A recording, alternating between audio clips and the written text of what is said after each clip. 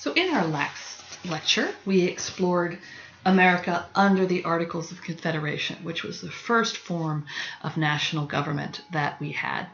And over the next two lectures, we're going to be looking then at the creation of the Constitution, which is, of course, the system of national government that we are all familiar with today. And so I wanted us to start by asking a very fundamental question. And I think it's an important one to keep in mind when we're talking about what kind of government is being created in the 1780s. And it's this: if you were going to create a completely new system of government, where would you start? Because remember, the men gathered in Philadelphia, they've decided to start over from scratch. They're going to scrap the Articles of Confederation. So if you were going to build a government from scratch, particularly a new kind of government, which remember the United States is, where are you going to start and what kind of government are you going to create?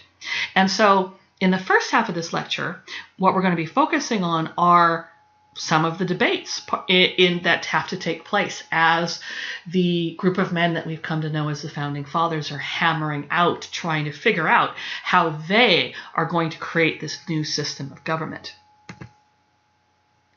Okay, so just a little refresher. We talked about the Articles of Confederation being adopted during the American Revolution and being in place through the 1780s. And that in particular, the meeting is called in Philadelphia for the drafting of a new constitution. That initially they had hoped to perhaps salvage the Articles of Confederation, but by May of 1787, the decision is made to simply start over. So in the summer of 1787, this group of 55 men, who we already talked about, all white, all male, unusually highly educated for their time period, of really quite high social class for their time period. These 55 men are meeting in private to try to figure out, they're trying to build a new and a different kind of government for the United States. Now, James Madison in particular, who will be really sort of the major, I think we could safely call him the major brains behind this Constitutional Convention, calls this a search for a Republican remedy. That's small r, Republican. And what he meant by that was basically figuring out how to fix government using government, right? Because, of course, these were all men who had participated in the revolution. They're all people who believe in democracy. Really, the debates are just about what would be the best kind of system to put in place to serve sort of the needs of liberty. What's interesting, though, and I think to me the most fascinating part of the Constitutional Convention, that ultimately the government that will emerge from the Constitutional Convention is actually less democratic than what we had under the Articles of Confederation. It's more complex than what we had under the Articles of Confederation, and it is a more centralized government than what we had under the Articles of Confederation. So in fact, for a group of men that had been sort of obsessed with ideas about liberty and democracy, they actually end up creating in many ways a system of government that's actually less democratic than what they had before. And so what we're really going to be exploring today is why that is. Why do these men in particular decide that this less democratic, more complex, and more centralized form of national government is in fact going to be the way to go? Okay, now the good news is that these 55 men can already agree on a good set of principles to work with as far as what they saw as what didn't work with the Articles of Confederation and what they saw as the solutions to make this new government, this new version of a national government, work better. So just about everybody agreed that this new version of the U.S. government would have 3 equal parts. And they would consist, I'm sure you all remember this from junior high and high school, right? The 3 equal parts of U.S. government: a legislature, an executive, and a national judiciary, right? So it'll be a 3-part government. Remember that under the Articles of Confederation, there was only 1 part. There was a one-house Congress. Now everybody pretty much agrees there's going to be 3, and they're going to all have equal power. They also agreed, learning from the Articles of Confederation, that Congress would have to have the power to raise funds via taxation, that there had to be a way for the federal government to raise funds, or it simply was not going to work. They also all agreed that states cannot infringe on property rights, that in particular, one of the functions of this new version of the U.S. national government should be to make sure that states did not violate individual rights, and in particular individual property rights. You remember that came right out of the nationalists in the early 1780s. They also all agreed that they were really after stability. Right? They wanted stable government. They wanted a government that was going to work for the long haul. And that if they were going to do that, they needed to sort of hit the sweet spot, right? They didn't want monarchy and despotism. They tried that with Great Britain, and it had taken a war to get rid of them. So they didn't want that. But they also now recognized that there was a potential danger of having excessive democracy, right? Remember, that comes from James Madison, but it also comes from the fallout of Shays' Rebellion. So they're hoping that in order to create the most stable national government possible, they find a sweet spot between sort of monarchy and despotism at one end and excessive democracy on the other end, that they needed to be somewhere in the middle. Now, one really important step almost immediately that was agreed upon was that the federal government would put no restrictions on who gets to participate, who gets to exercise the franchise. In other words, who gets to vote. Instead, states would be able to set their voting rules. And remember that at this point, most states had their own voting rules. They had rules about, voters needing to be white, male, maybe property owners, maybe not, depending on where you live. So one of the initial points of agreement is the federal government will not put restrictions on voting rights, that those will in fact come from the states. Obviously, they don't discuss race. It's basically understood that, of course, unless you were white, you wouldn't have voting rights. But basically, the federal government will not put any property ownership or religious restrictions on the right to vote. Now, states could still do that, and some do. But at least at the federal level, there are no property ownership or religious restrictions on the franchise, on the power to vote. Now, on the other hand, there's a couple of really important points of dispute, and this is going to be what the convention spends most of the time trying to hammer out. And there's really two big ones. Number one, what is the proper relationship between states and this new federal government? There's 13 different states. There's going to be one national government. What exactly is that relationship supposed to look like? Number two, what is the relationship going to be between large and small states, particularly when it came to representation in Congress? Understandably, the large states that had the larger populations said we should have more power in Congress. Understandably, the small states who didn't have such a population said, no way, that's not fair, because then the big states are going to have all the power. So almost immediately, there are these two arguments sort of riling the convention, right? The relationship between state and federal government, and the relationship between large and small states, particularly when it comes to representation in Congress. So there's a couple of proposals that are put forward to try to solve these dilemmas.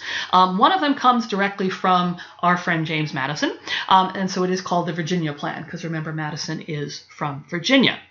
Madison suggested that what they do is they create a two-house legislature with a state's population determining its representation in each. So in other words, however many people you had, there would be some formula where that would determine how much representation you had in both houses of this new national legislature. That's the Virginia Plan. That comes from Madison. Now, understandably, the little states hated that idea because, again, they saw that giving all the power to the big states.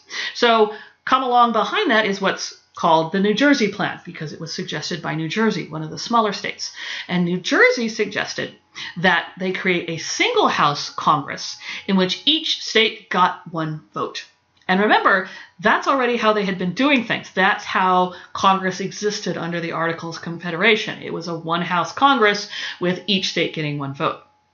So you have the Virginia Plan on the table and the New Jersey Plan on the table. Okay. Now, of course, each of those is not going to make anybody 100% happy. So what the men do is sit down and hammer out a compromise by basically sort of fusing these two ideas together. And the end result is the structure that we have today. I'm not saying that's good, bad, or indifferent. If you want to have a conversation about whether this is a good thing or not, I'm happy to do that on the discussion board. But let's just look at what they did. So the compromise was sort of part Virginia plan and part New Jersey plan. So the new government would have a 2-house Congress with a House of Representatives and a Senate. That should sound very familiar to you. Representation in the House of Representatives would be determined by population. So the more people you had in your state, the more representatives you had in the House. However, in the Senate, each state only gets 2 members, and those 2 members would be chosen by their state legislatures. Now, that's the part you probably haven't heard of because we don't do it that way anymore. In the 20th century, we switched to direct election of senators in 1913, if I remember correctly. But for most of U.S. history, for the 18th and the 19th century, we don't elect senators. We, the people, don't elect senators. Senators are chosen by their state legislatures. So you have one house, the House of Representatives, which is sort of wildly democratic because it's based on simply the population of the state. And then you have another governing body, which is really much more elite because there'll only be 2 of them from each state. And at least until the early 20th century, those people will be appointed by their state legislatures. So Massachusetts will pick which 2 senators, the state legislature of Massachusetts, I should say rather. The state legislature of Massachusetts will choose which 2 senators go to Washington. The state legislature of South Carolina will decide what 2 senators go to Washington. We don't do it that way anymore, but that's the original system. Now, this is what we mean when we talk about the fact that this new Constitution, because that's what's being built here, is actually less democratic than the Articles of Confederation, certainly less democratic than it might have been. So, as I just mentioned, senators are appointed until the 20th century. We, the people, do not have power to elect senators until quite late in the game. Likewise, this new Supreme Court, right, one of those new 3 elements of government that will be created, members of the new Supreme Court will be appointed by the president, not elected, and they would serve life terms. We'll get into why they set it up that way in a minute. So those folks will not be elected either. The president, and this is a little bit weird, so bear with me because it's a little hard to wrap our brains around, but the president will be chosen either by members of an electoral college or by the House of Representatives.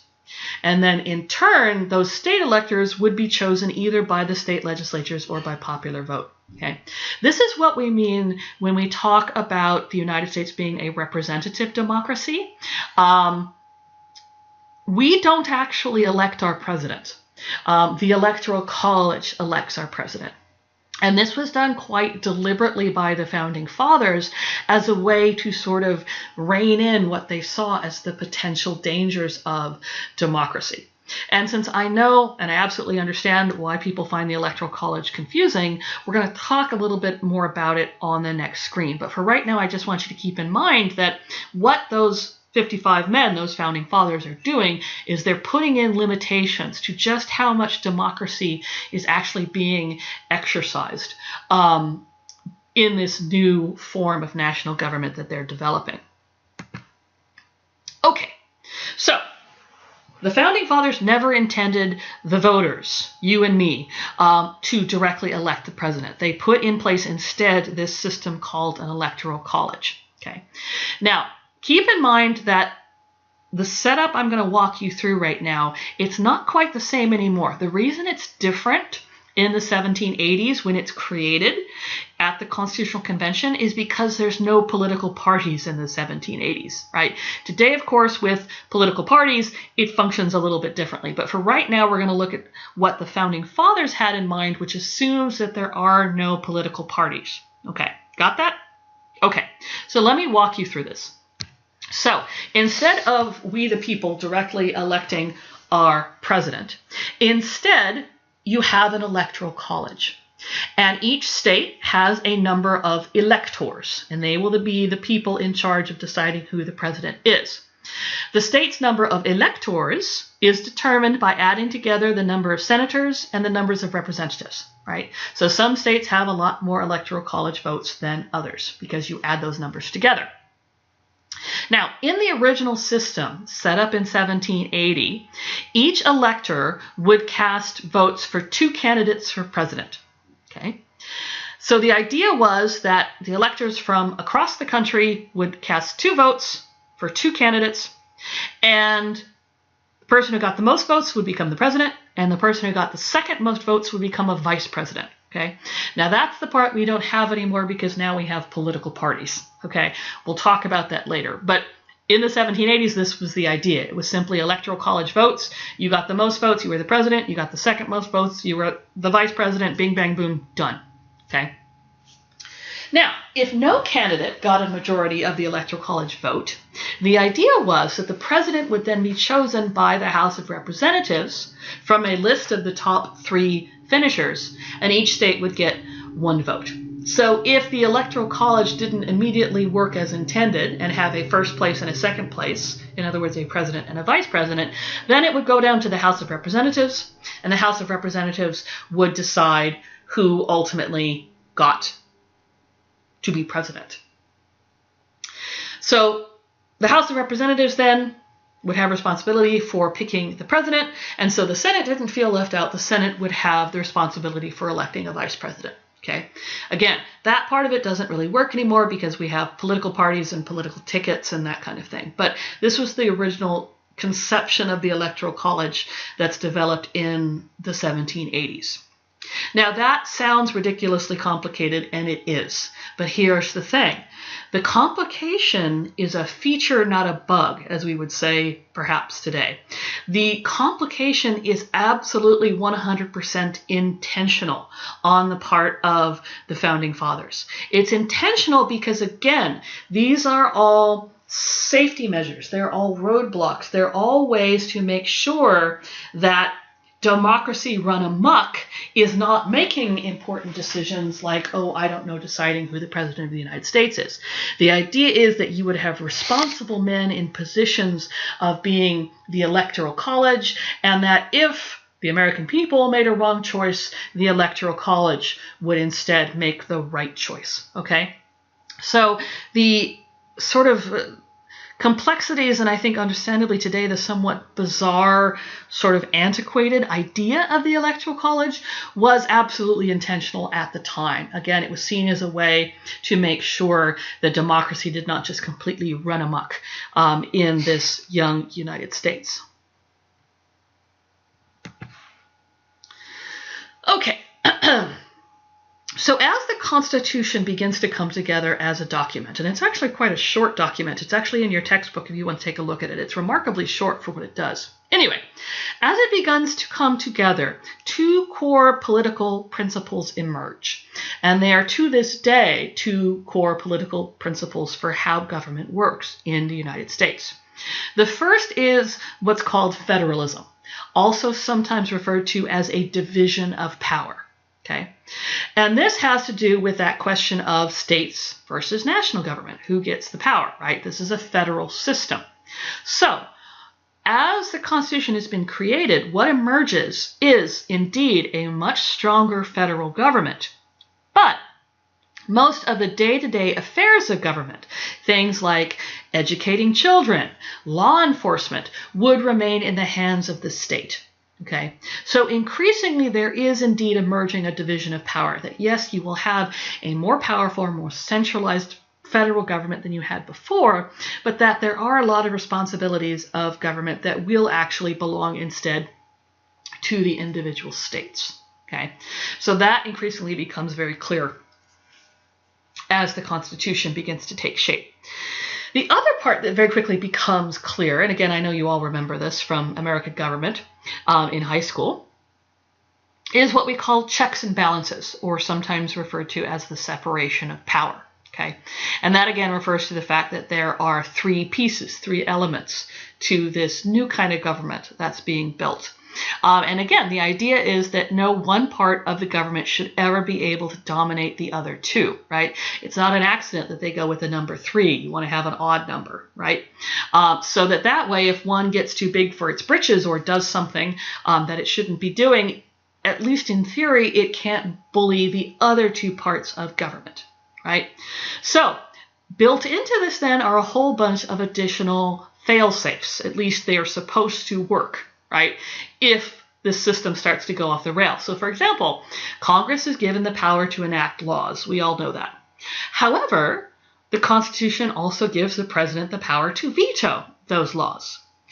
But then Congress, with a 2/3 majority, can pass legislation over a presidential veto, right? So what's being designed here is a consistent back and forth where no one body of government has the power to necessarily roll over the other two, right? This is what we call checks and balances. A couple of additional examples. We brought up the issue of federal judges being nominated by the president and appointed for life. So yes, federal judges are nominated by the president, but they have to be approved by the Senate. We still do it that way. But once they get through the Senate, they serve for life. And again, the whole idea of federal judges serving for life was that theoretically it would make them independent. They wouldn't have to worry about keeping their jobs. They wouldn't have to worry about trying to make somebody somewhere happy. They could focus on being a good judge. Now, again, we can have a whole long argument about whether or not the system works the way it is supposed to. But what we're interested in right now is what the Founding Fathers had in mind. So we're looking here at best case scenario, not perhaps understandably some of the debates about how this is working out today or not working out today. That falls much more in the realm of political science than it does a history class. But again, if you want to have a conversation about this, I'm happy to do it on the discussion boards. Okay.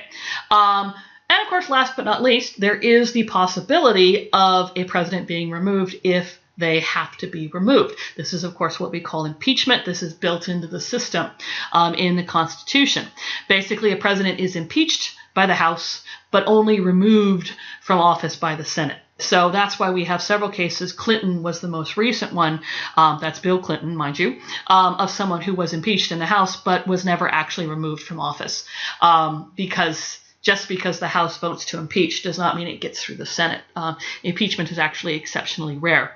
And all the Constitution says about the grounds for impeachment is for what it calls high crimes and misdemeanors. So, of course, there has long been a very, very healthy debate about exactly what constitutes high crimes and misdemeanors. But the way I want you to think about all of this is think of this as fail-safes. Think about this as, in case of emergency, pull cord that the Founding Fathers are trying to build in, because they're trying to make sure that it isn't possible for any one body of government, whether that's the legislative branch, the executive branch, or the judiciary, to become too powerful. Because remember, these are people who had been involved with the American Revolution. They'd fought a war to get rid of the very, very powerful King of England. And so the last thing they want to do is to repeat that experience. So again, theoretically, all of these are fail-safes built into the system to try to make sure that government can continue to function and no one body can bully the other two into doing what it wants. Now, of course, we have to reckon with slavery, and slavery does come up at the Constitutional Convention. There is actually several conversations about slavery. Interestingly enough, there's no real conversation about whether or not slavery should exist. In many cases, they deliberately choose not to have that conversation because, of course, there are representatives there who are slave owners, people like Washington and Madison. There are people there like the delegates from Pennsylvania that, in fact, don't believe that slavery should exist at all. So there's no real conversation about getting rid of slavery, mainly because I think the fear was, and they were probably right, it would have brought the whole proceeds to a screeching halt if they'd actually had that conversation. Instead, though, what happens is that the southern states, and particularly the state of South Carolina, really pushes to make sure that there are several protections for slavery embedded in this new document. So even though there's no actual language in there that says anything specific about this is what should happen with slavery or this is what should happen with enslaved peoples.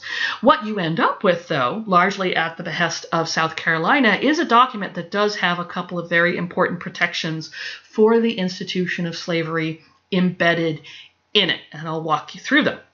The first is that the Constitution prohibited Congress from abolishing the importation of slaves from abroad for 20 years. And of course, that will ultimately mean fast forward to the year 1808. Of course, understandably, slave states want that because they want to make sure that Northerners who might have sympathy or might even be abolitionists and want slavery abolished don't immediately act to simply make it illegal. So for 20 years, this new Congress is not going to be able to act on the international slave trade. It also requires states to return runaway slaves to their owners. That's in the original version of the U.S. Constitution. This is what are sometimes referred to collectively as fugitive slave laws. And fugitive slave laws will be a huge problem going forward in the United States. They tend to be very, very vague. They tend to, of course, bring up real issues with states' rights, because what if a enslaved person escapes into a free state, or is that free state then obligated to return them to a slave state? These fugitive slave laws will become a real sticking point between North and South as we move into the 19th century. We're going to be talking a lot more about that.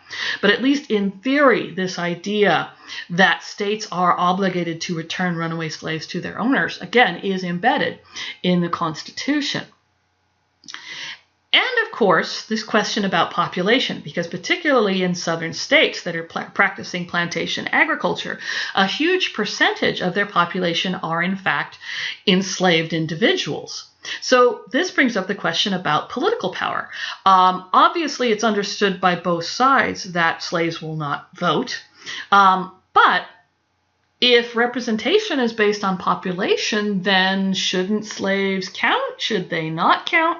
As you can imagine, the northern states, of course, say they don't. The southern states say they should, because, of course, the southern states want to take advantage of those numbers and get extra representation in Congress. So here again, a compromise has to be hammered out, and it is the really quite horrific and understandably today disparaged 3/5 compromise. And what this basically says is that 3/5 of the slave population of a state would be counted in determining the state's representation. So as many slaves as were in, say, South Carolina would be counted, and then you take 3/5 of that, and that could be counted along with the white population in determining representation in both the House and in the Electoral College. So the only place the terrible 3/5 compromise doesn't have a direct impact is on representation in the Senate, because remember, you only get 2 senators. But it does affect representation in the House, and it does reflect the number of Electoral College votes that you get. And again, this is particularly ironic when you consider that both enslaved and free Black individuals obviously can't exercise their right to vote, but they're being used simply numerically. Particularly enslaved individuals are being used numerically to bump up Southern representation in the new Congress. Now, what this ultimately means is that Southern states will punch way, way, way above their weight class in the Electoral College and in the House of Representatives. They will have sort of just a disproportionate number of votes simply because they are allowed to count not just their white population, but 3/5 of their enslaved population in terms of getting representation. And this explains, I think, in many ways why the Southern states have so much power in the United States, really all the way up through the Civil War. It's not at all a coincidence that 12 of the first 16 presidents of the United States will be Southern slaveholders. It's just because the South has an enormous amount of political power in Congress because of the 3/5 compromise. Now, again, this doesn't necessarily mean that there weren't people who wanted to perhaps deal with slavery more directly in the Constitution. However, basically, the decision is made that it's more important to get this document done, and it's more important to emphasize national unity than it is to actually have a serious conversation about slavery. And of course, what this will mean down the road is, of course, that this is ultimately going to be an issue that's going to have to be solved through another war, because the Constitution is not going to directly address it. By September, they have hammered out a draft of the document, and on September 17th, 39 of the 45 delegates who were present decide to sign the final document, and then it moves on to the states for ratification. So what we're going to be talking about then in the next lecture is the whole new debate that arises out of the ratification process.